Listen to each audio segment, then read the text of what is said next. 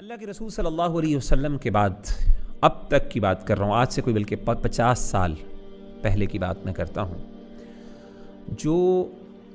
گناہ کرنا تھا نا وہ ایک انسان کے لیے مشکل تھا،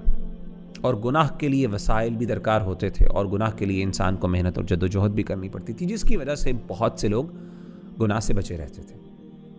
لیکن ماڈرن ٹائمز میں اس سینچری کے اندر، خاص طور پہ انڈسٹری ریولوشن کے بعد، اور خاص طور پہ جب سے سائنٹیفک ایڈوانسمنٹس بہت زیادہ ہونا شروع ہوئی، ٹیکنالوجی میں بہت زیادہ ایک دم بوم آیا،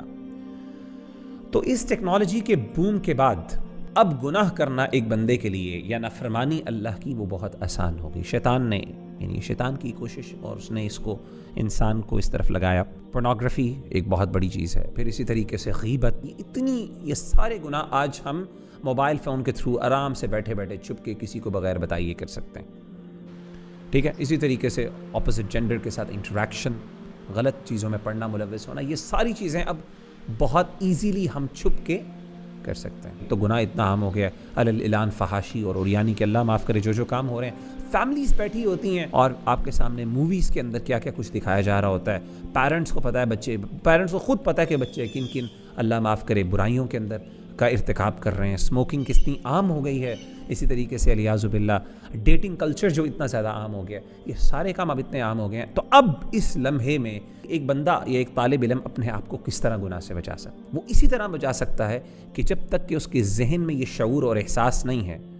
کہ اللہ کی ذات مجھے دیکھ رہی ہے۔ ٹھیک ہے، میں چھپ کر کے بیٹھا ہوں، میں کمرہ میں نے بند کر دیا، لاک کر دیا، اور میں لاک کر کے اس کمرے کے اندر بیٹھا ہوا ہوں،